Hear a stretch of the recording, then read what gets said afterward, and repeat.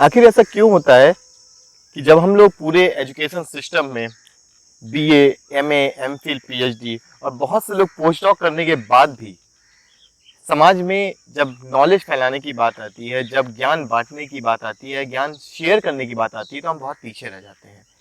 लेकिन दूसरी तरफ जिसने कभी भी एजुकेशन फील्ड में गया ही नहीं, जिसने कभी भी किताबी नॉलेज को लिया ही नहीं, इसके बावजूद भी उनका नाम बहुत फेमस हो जाता है। तो आज हम बात करने वाले हैं उन बाबाओं की जो अपने आप को सबसे ज्यादा ज्ञानी क्लेम करते हैं और बहुत ज्यादा फेमस भी हो जाते हैं, और दूसरी तरफ जहाँ पे फिलोसफर्स जो हर एक चीज को झुटलाने की कोशिश करते हैं, जो हर एक चीज को डेप्थ में जाके समझने की कोशिश करते हैं, फिर भी उनको शायद कोई जान भी नहीं पाता है। तो आखिर ऐसा क्या होता है? तो इन सारी चीजों को लेकर आज हम बात करने वाले हैं। मैं प्रशांत और आप देख रहे हैं अंडरग्राउंड फिलॉसफीज। अगर हम कुछ बाबाओं के बारे में बात करें तो उसमें बहुत सारे नाम आप खुद जानते होंगे।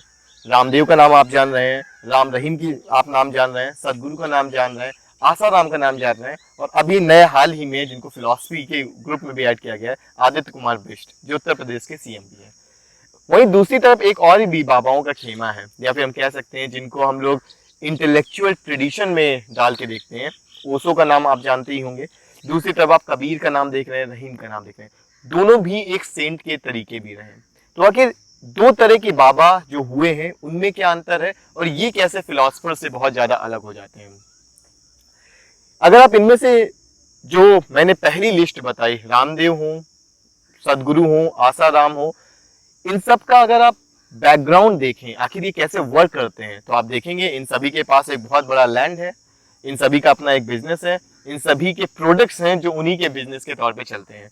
तो जब बाबा रामदेव ने अपना काम शुरू किया पतंजलि का, तो इन्होंने पतंजलि पीठ खोला। पतंजलि पीठ में जिस बात को वो योग के लिए कहते थे, पूरा आयुर्वेदिक नाम पे उन्होंने सामान बेचना शुरू किया। तो वो अपने काम से अपना दाम बढ़ा रहे होते हैं। वहीं दूसरी तरफ आसाराम का भी, तो शुरुआत में उनकी जो किताबें आती थी वो आना शुरू हुई, फिर उन्होंने अपने पूरे प्रोडक्ट शुरू किए। सदगुरु ने भी यही करना शुरू किया। और ऐसे जितने भी बाबा हैं उनका मेन काम ये है कि कैसे वो अपना एक छवि बना के बाबाओं की अपना सामान बेच सकते हैं। और खासकर आज एक नया ट्रेंड भी चलने लगा है, जिसमें आप एक बहुत ही सोफिस्टिकेटेड वे में एक इंग्लिश बोलिए, सोफिस्टिकेटेड वे में आप उसके पीछे एक पीसफुल म्यूजिक लगा दीजिए, और आप अपने आप को एक बहुत ज्यादा ज्ञानी कंसीडर कर सकते हैं। इसका एक बहुत बड़ा एग्जाम्पल भी दिखाया गया है, पूरा एक सीरीज बनाया गया आश्रम नाम से, कि जो बाबा अपने आप को प्रिटेंड करते हैं बाबा, उनके पीछे का एक बहुत बड़ा क्राइम क्या होता है। राम रहीम एक उसके बहुत बड़े एग्जाम्पल है। आसाराम का आप नाम ने सुना, जिसके ऊपर रेप की चार्जेस लगाए गए, वो है। लेकिन इसके बावजूद भी जो उनके सपोर्टर्स हैं वो इस बात को मानने को तैयार ही नहीं होते। तो आप देख सकते हैं कि जो बाबा है कितने अच्छी तरीके से पूरा ब्रेन वॉश भी कर देते हैं। वहीं दूसरी तरफ आपके सामने नाम आता है ओशो का। ओशो कौन थे? ओशो सागर यूनिवर्सिटी में एक प्रोफेसर थे।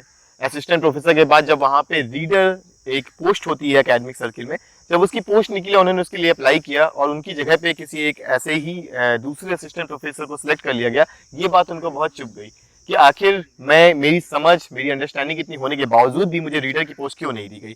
उन्होंने उस समय वो छोड़कर उन्होंने एक पब्लिक इंटेलेक्चुअल्स के तौर पे बाहर आए। तो बाबाओं को पब्लिक इंटेलेक्चुअल से हमें अलग करना चाहिए, और यही एक बहुत बड़ी वजह आती है जिसमें से आप इन बाबाओं के नाम से और ओशो, रहीम, इन लोगों को आप अलग कर सकते हैं। वो पब्लिक इंटेलेक्चुअल्स की तरह काम करते हैं। वो समाज में चली आ रही समस्याओं को समझते हैं, उसके बारे में बात बताते हैं, उसको सॉल्व करने के तरीके भी बताते हैं। तो जब फ्रांस में जब पब्लिक इंटेलेक्चुअल्स और एकेडमिक इंटेलेक्चुअल्स की बात कही गई, तो वहां पे एक डिफरेंशिएशन भी देखने को मिलता है कि एक तरफ सार्त्र, सिमोन दे बुआ, फूको, ये लोग पब्लिक इंटेलेक्चुअल्स की तरह काम कर रहे हैं। एकेडमिक सर्किल होने के बावजूद भी जो उनकी लैंग्वेज है वो पब्लिक को समझ में आती है। बाबाओं और पब्लिक इंटेलेक्चुअल्स मतलब ओशो और सदगुरु, आसाराम में एक चीज आपको कॉमन दिख सकती है। वो कॉमन ये है कि उनकी भाषा ऐसी भाषा है जो आम आदमी को समझ में आ सकती है। लेकिन जो डिफरेंशिएशन है वो इस तरह अलग है कि एक तरफ जहां राम रहीम, आसाराम, रामदेव अपनी भाषा का इस्तेमाल ऐसा रख रहे हैं कि आम पब्लिक को समझ में आए, लेकिन जो उनके तर्क होंगे, जो उनके रीजन है, वो उनकी बातों को सब्सटेंशिएट नहीं कर सकते हैं। वहीं दूसरी ओर जब ओशो या फिर ओशो, रहीम, कबीर, ये जब अपनी बात को रख रहे हैं, चाहे वो पोइटिक स्टाइल में हो, चाहे वो प्रोज के फॉर्म में हो, वो अपनी बात को एस्टैब्लिश कर रहे हैं। तो आपको याद होंगे रहीम के दोहे, आपको याद होंगे कबीर के दोहे।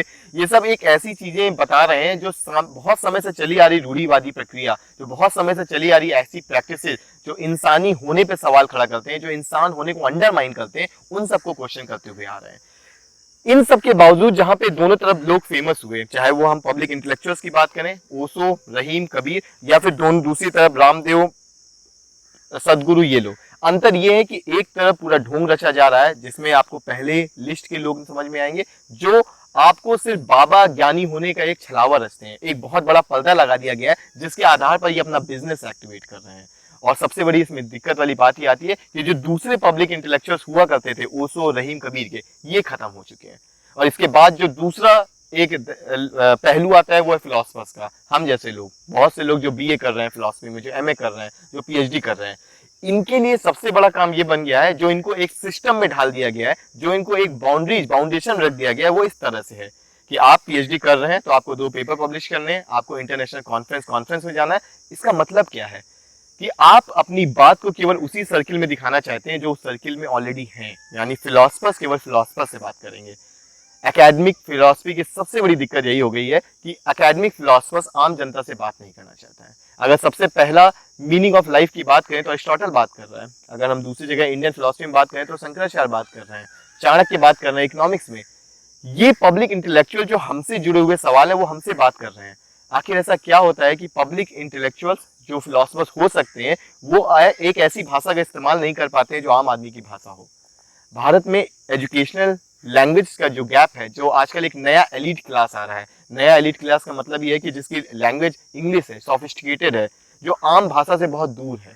तो जो अंडरस्टैंडिंग आपने आम भाषा से दूर रही है उसको आम भाषा में एक्सप्लेन करना बहुत दिक्कत वाली बात हो जाती है। लेकिन अगर हम पुराने समय या फिर 19th सेंचुरी फिलोसफर्स की बात करें, चाहे वो विटगेनस्टाइन हो या फिर 21st सेंचुरी के फिलोसफर की बात करें जो मार्कस गैब्रियल हो, उनका कहना सिर्फ एक ही बात है, अगर आप फिलॉसफी को एकदम साधारण भाषा में नहीं समझा सकते हैं तो फिलॉसफी नहीं कर रहे हैं। इसका मतलब ये है कि जो एकेडमिक फिलोसफर्स हैं उनका ये पहली जिम्मेदारी बनती है कि वो अपनी समझ को, अपनी अंडरस्टैंडिंग को सबसे पहले आम जनता तक पहुंचाएं और आम जनता की भाषा में पहुंचाएं। तो अगर हम बात करें कि मीनिंग ऑफ लाइफ की बात हम कहाँ से शुरू करते हैं तो अरिस्टोटल की बात करते हैं। हैप्पीनेस क्या होता है ये अरिस्टोटल हमें बता रहा है। फ्रेंडशिप की बात करनी हो, लव की बात करना हो, जस्टिस की बात करनी हो, डेमोक्रेसी की बात करनी हो, आखिर वो तमाम सवाल, वो तमाम कॉन्सेप्ट, वो तमाम विचार जिसका जुड़ाव इंसानी भावनाओं से है, इंसानों से है, इसका काम सिर्फ और सिर्फ फिलोसफर्स करता है। लेकिन आज फिलोसफर सबसे दूर रह रहे हैं। लेकिन ये जो ढोंगी बाबा हैं, रामदेव टाइप के बाबा हो गए या बाकी लोग हैं, ये लोग बहुत उभर के आ रहे हैं। तो इस पे हमें सोचने की जरूरत है कि आने वाले समय में कैसे जो पढ़ा लिखा तबका है, जो चीजों को सही से समझ सकता है, जो हर एक बात को रेशनलाइज कर सकता है, वो पीछे क्यों रह जा रहा है। तो मैं सिर्फ आपको यही सजेस्ट करना चाहूंगा कि आप अपनी अंडरस्टैंडिंग को कैसे आम भाषा में लिख सकते हैं, और आप अपनी भाषा को लिख सकते हैं तो आप उसको बोल पा रहे हैं कि नहीं। यहाँ पे सिर्फ मैं कांट को याद करना चाहूंगा, जब वो अपने article and answer to the question of what enlightenment में लिखते हैं कि have courage to say your own understanding. अगर आप फिलॉसफी पढ़ रहे हैं और आप में ये करेज नहीं है कि आप अपनी अंडरस्टैंडिंग को बता पाए, लोगों तक पहुंचा पाए, साफ भाषा में लिख पाए, सरल भाषा में समझा पाए, तो शायद आप इनलाइटनमेंट की तरफ नहीं बढ़ रहे हैं। और ये फिलॉसफी ना करने की और फिलॉसफी करने का दोनों गैप को पाट देता है।